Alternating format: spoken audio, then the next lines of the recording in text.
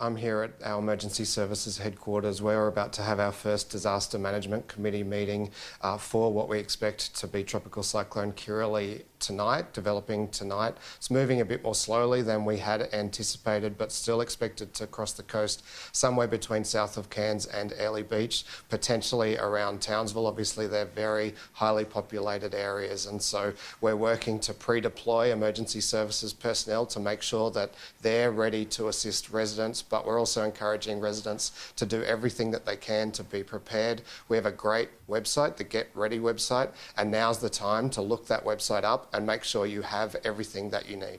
The good people of Cairns were given a bad forecast last month, Premier. The rain just unexpectedly hung around and caused all that flooding. Might that happen again this time?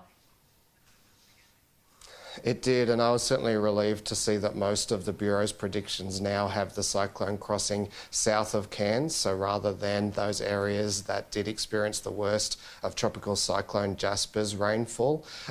We are expecting that this cyclone will have very heavy rain, and that rain could continue for days as the cyclone weakens into a tropical low and moves slowly down the state southwards to the southeast. And of course, they are the areas that have already experienced very heavy rainfall out of Christmas Day and the storms that followed.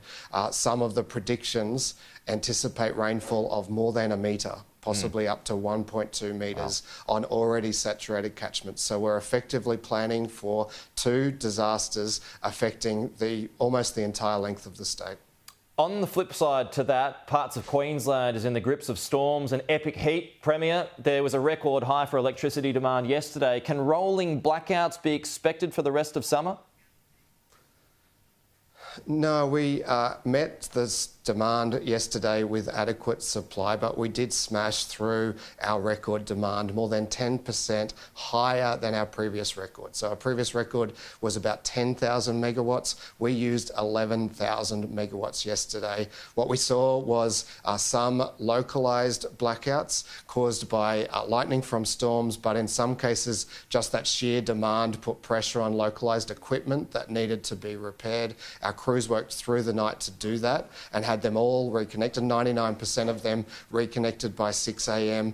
So they've done a good job. The network has delivered the power that we need, but it was an incredible level of demand yesterday. We saw very, very high temperatures for the first day back at school, and so that meant lots of people coming home late in the afternoon, turning on their aircon, and that put huge pressure on the network, and I'm really pleased to say we were able to deliver enough power to everybody's houses. Okay, just to turn your attention to Canberra, Premier. According to reports, the Prime Minister is about to break a major election promise regarding Stage 3 tax cuts. It is, of course, his call, not yours. But is it wise for him to do that?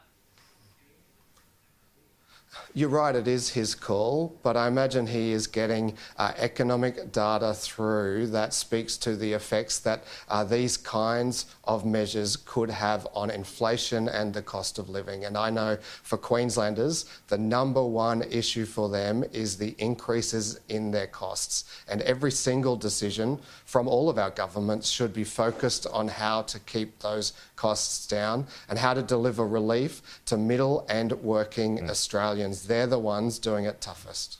If he did break that promise, though, would you be concerned about any electoral blowback this year at a state level? Oh, look, that's a matter for them. I know that Queenslanders can well differentiate the different levels of government, and I'm really just focused on demonstrating to them that we're concerned about their concerns. An issue that is partly yours is the state's housing crisis. Backyard sheds without facilities offered up for rent for about $200 a week. It's on the front page of the Courier Mail this morning. How shocked are you about this, Premier, and why not just open up Wellcamp now as a matter of emergency? Oh, look, I was really concerned to hear those stories, to think of kids getting dressed for the first week of school in a backyard shed without running water. It is just heartbreaking.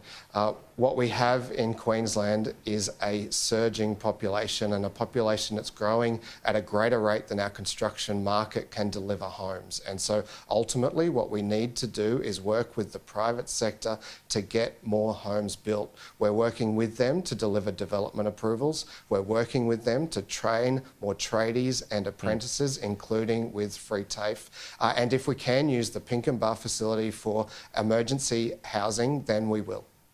Okay, but it's already past the level of an emergency. Why not just pull the trigger now and do it? Well, we've been trying to. We've got $10 million on the table. We've got a plan before the Australian government, but we don't own that facility, and so we need to work with them and a community service provider so that we can put people there safely. All right.